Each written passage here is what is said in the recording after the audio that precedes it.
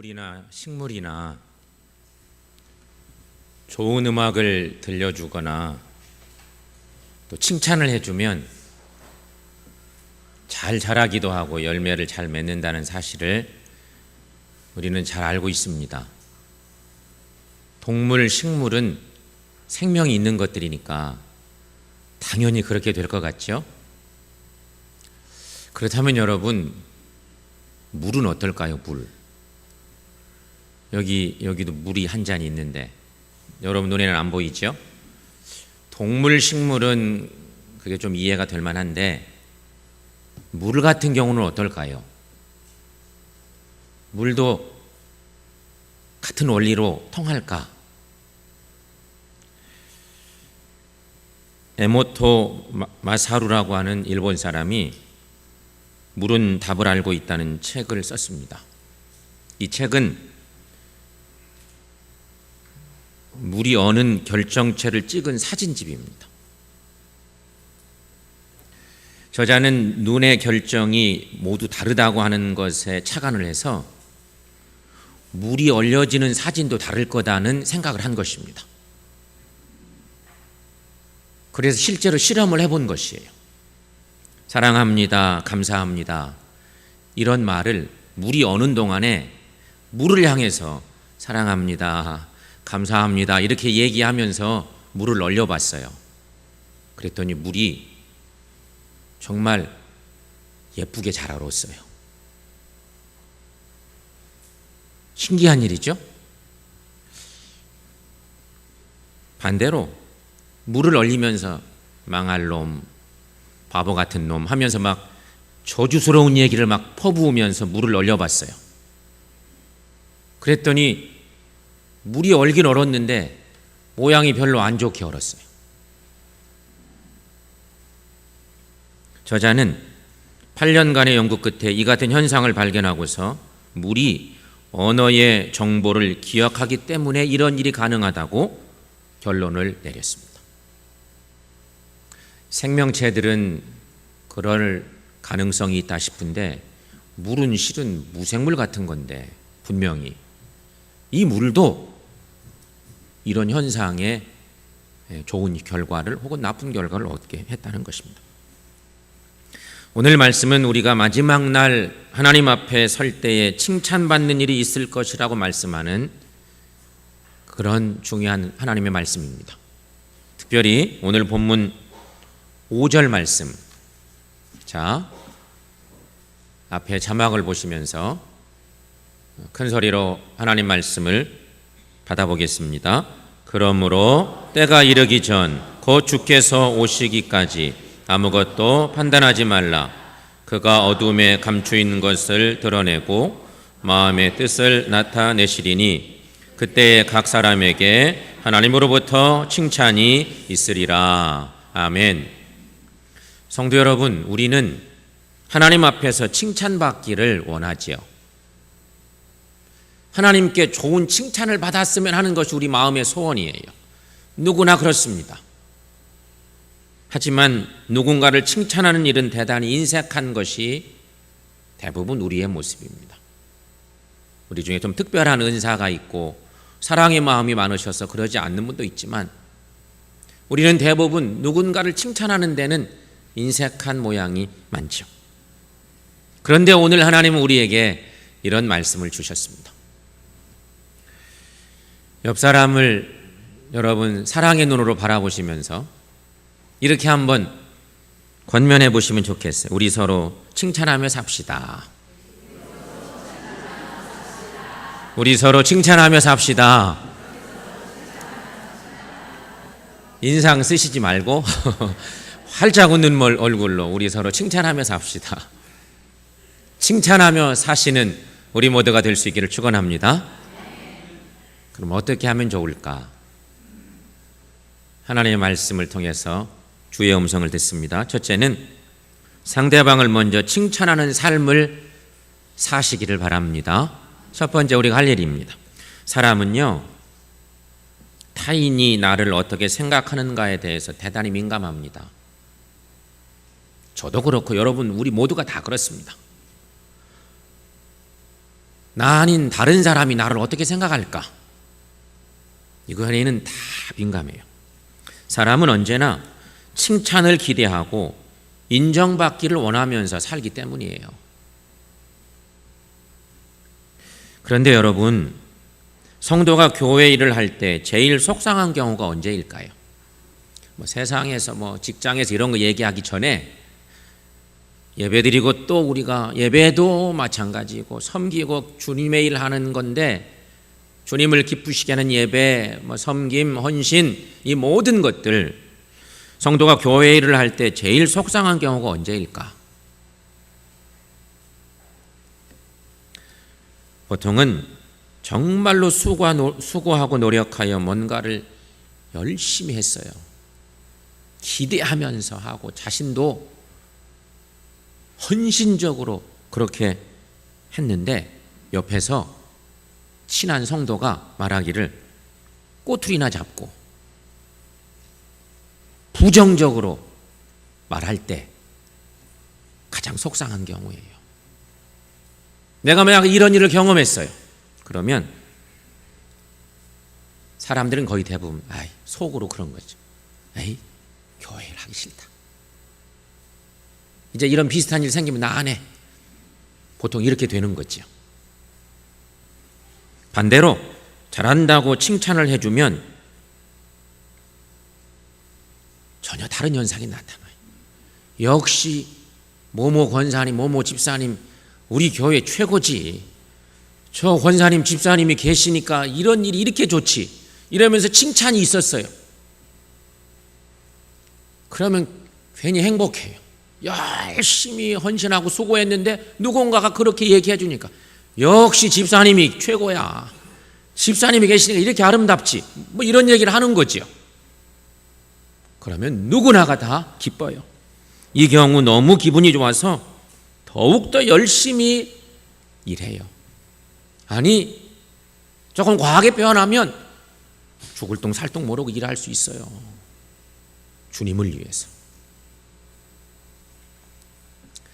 성도는 사실 하나님만 바라보고 믿음으로 일해야 합니다. 맞죠? 그게 원래 맞아요. 사실은 그래야 돼요. 하나님만 바라보고 믿음 안에서 일하는 것이에요.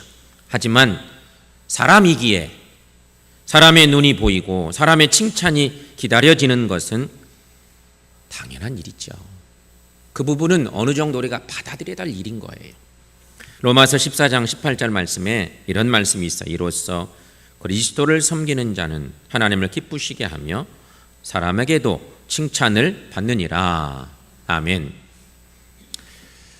하지만 궁극적으로는 여러분, 정말 궁극적으로는 무슨 일을 하든지 하나님을 바라보면서 믿음으로 일을 하시는 우리 모두가 될 수 있기를 축원합니다.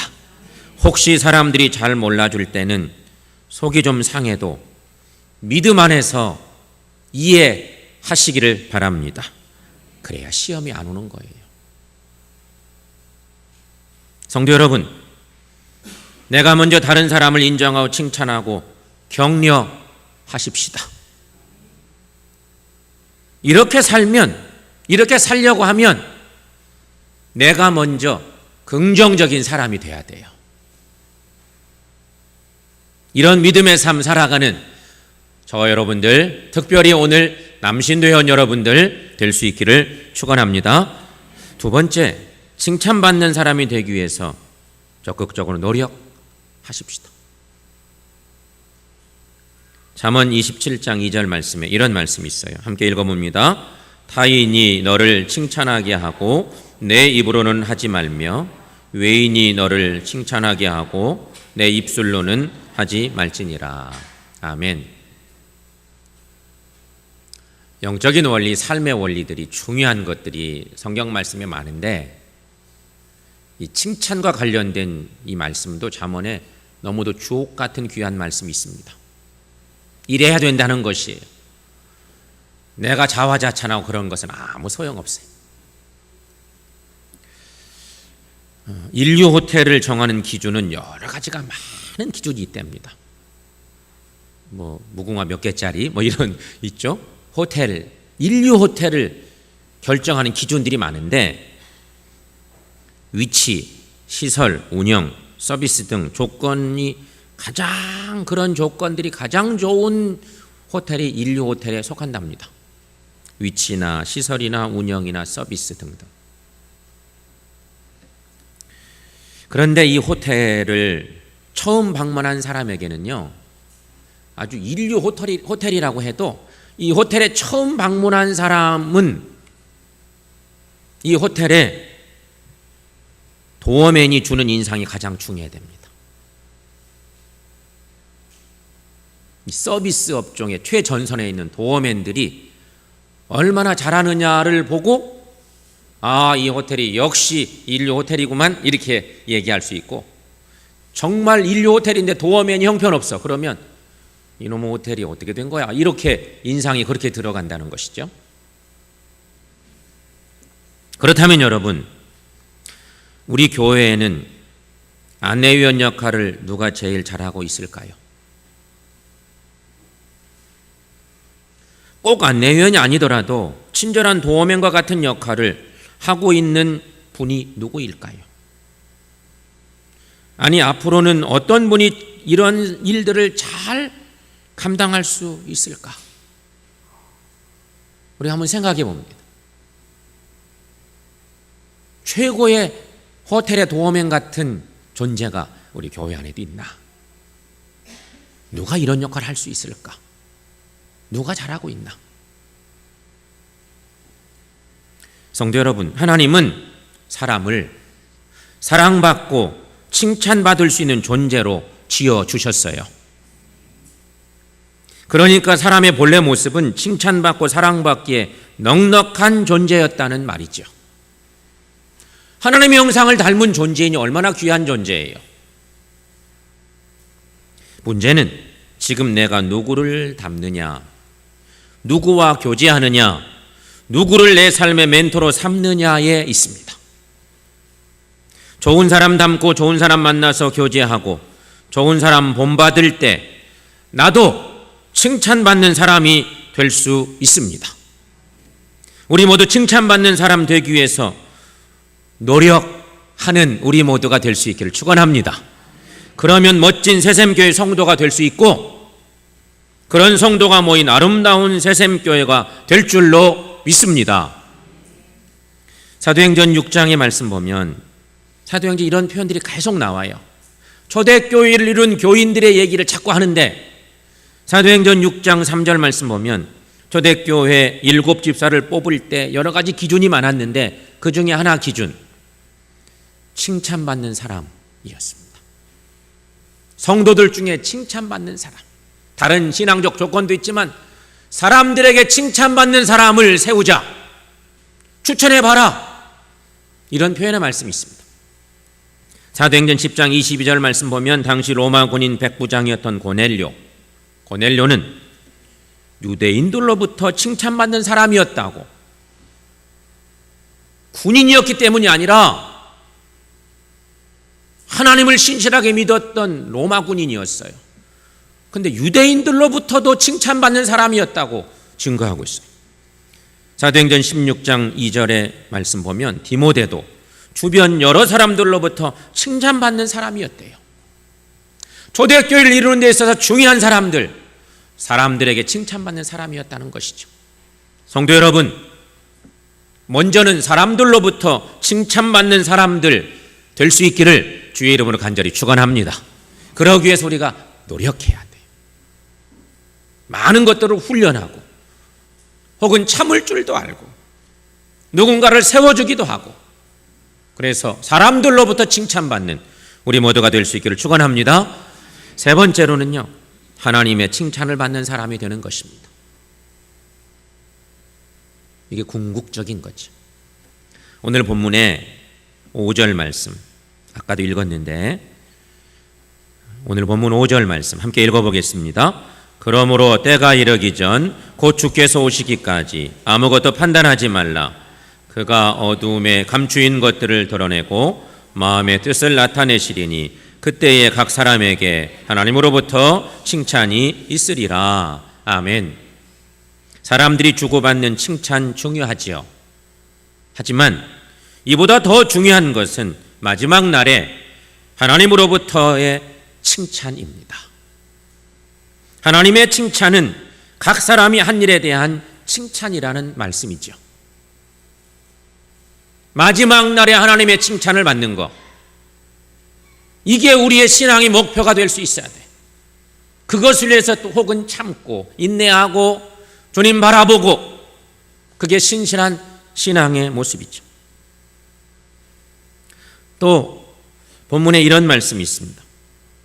오늘 본문 앞쪽에, 오늘 본문 말씀의 시작 부분인데 4장 1, 2절 말씀, 거기 이런 말씀이 있습니다. 사람이 마땅히 우리를 그리스도의 일꾼이요 하나님의 비밀을 맡은 자로 여길지어다. 그리고 맡은 자들에게 구할 것은 충성이니라. 이렇게 말씀하고 있습니다. 여기서 일꾼이 누구일까요? 여러분, 여기서 말하는 그리스도의 일꾼이 누굴까요?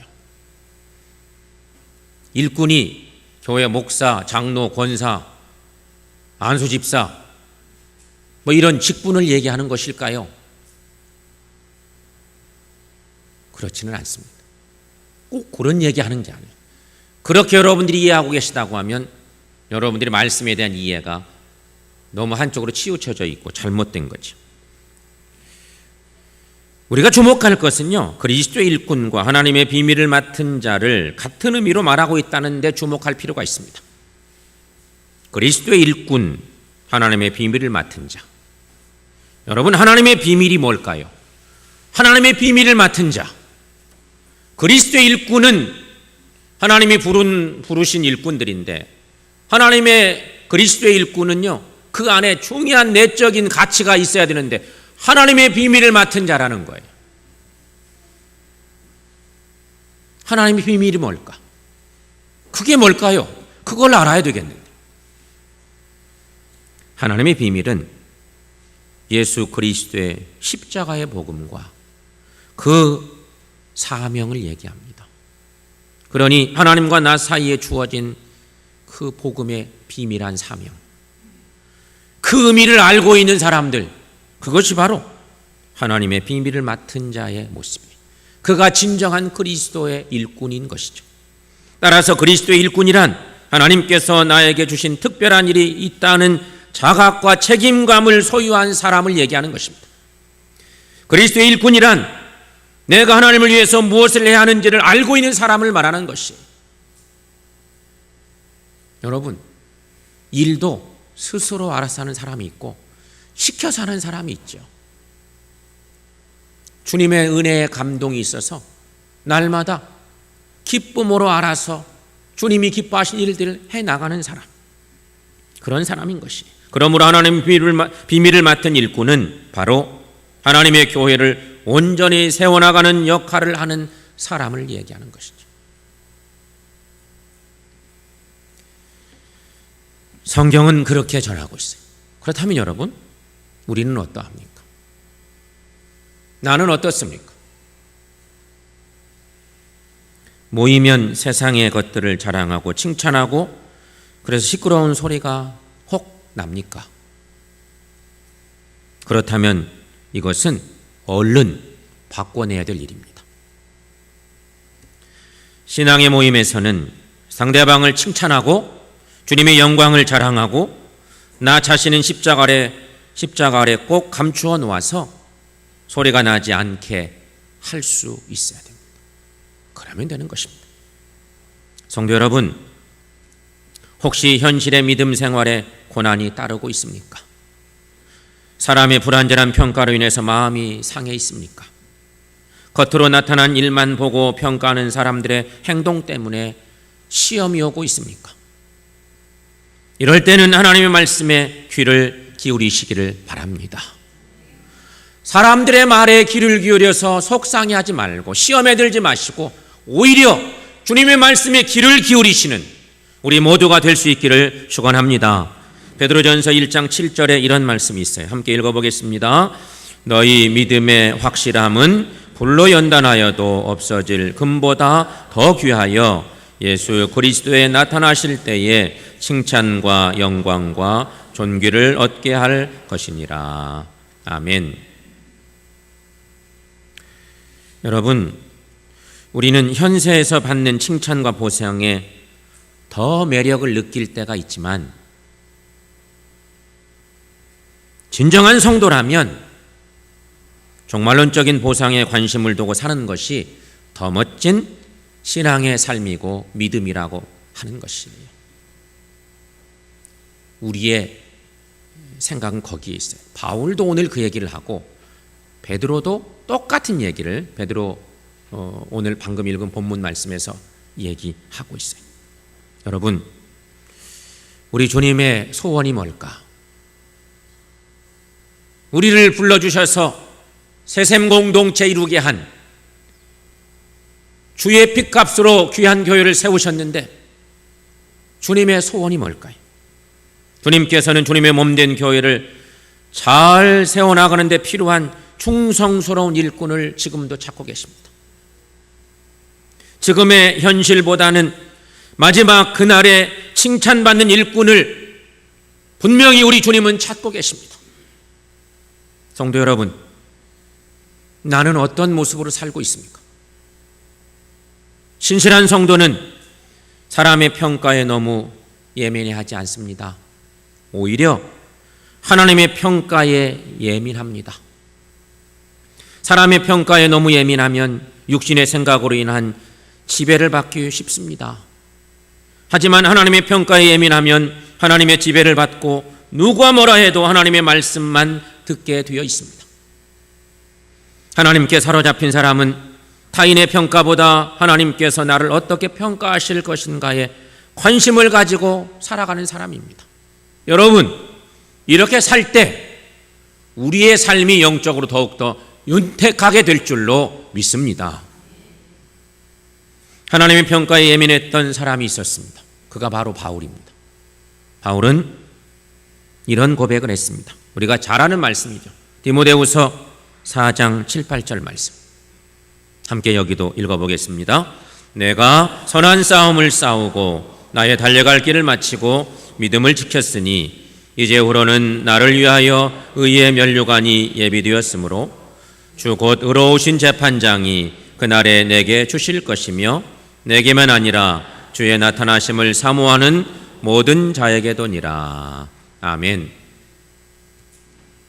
성도 여러분, 신실한 그리스도인일수록 마지막 그날에 하나님의 칭찬을 바라보며 살아가는 사람입니다. 이것이 건강한 신앙의 모델이에요.